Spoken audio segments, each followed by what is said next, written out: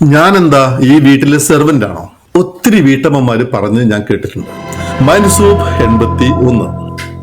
ഞാൻ ഈ വീട്ടിലെ വേലക്കാരിയാണോ എന്നൊരു സ്ത്രീ ചോദിക്കുന്നത് അവരുടെ മനസ്സിന്റെ പ്രയാസം കൊണ്ടാണ്.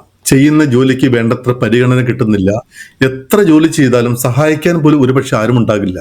ആ വീട്ടിലെ ചെറിയ ജോലികൾ വരെ ചെയ്യുവാൻ നിങ്ങളുടെ തന്നെ ആവശ്യം വേണ്ടി വരുന്നുണ്ട്. ആ വേദനയെല്ലാം വെച്ചിട്ടാണ് നിങ്ങൾ ഇത് പറയുന്നത്, എനിക്കറിയാം. പക്ഷേ നിങ്ങൾ ഒന്ന് ആലോചിച്ച് നോക്കൂ. നിങ്ങൾ ആ വീട്ടിന്റെ ഹൃദയമാണ്.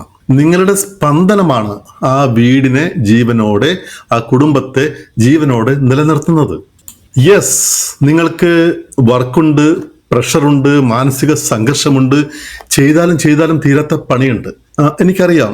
പക്ഷേ ഒരു കാര്യം നിങ്ങൾ മനസ്സിലാക്കേണ്ടത്, നമ്മുടെ വാക്കുകളാണ് നമ്മുടെ വീട്ടിലെ എനർജിയെ നിലനിർത്തുന്നത്. ഞാൻ സെർവന്റ് ആണോ എന്ന് സ്വയം ചോദിക്കുമ്പോൾ നമ്മുടെ അന്തസ്സിനെയാണ് നിങ്ങൾ സ്വയം ചോദ്യം ചെയ്യുന്നത്. സ്വയം അന്തസ്സില്ലാത്ത വാക്ക് വെച്ച് സ്വയം ചിന്തിക്കുമ്പോൾ നിങ്ങളുടെ വില അവിടെ കുറയുകയാണ്. ആ വീട്ടിനകത്ത് ഒരു നെഗറ്റീവ് എനർജിയാണ് ഉണ്ടാവുക.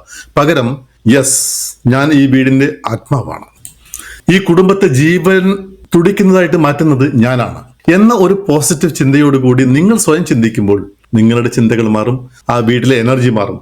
നിങ്ങളുടെ ചിന്തകൾ മാറിയില്ലെങ്കിൽ എങ്ങനെയാണ് മറ്റു വീട്ടുകാരുടെ ചിന്തകൾ മാറുക? അപ്പോൾ ആദ്യം മാറേണ്ടത് നിങ്ങളുടെ ചിന്തയാണ്. സെർവന്റ് എന്ന വാക്ക് സ്വയം ഒരിക്കലും ഉപയോഗിക്കാതിരിക്കുക.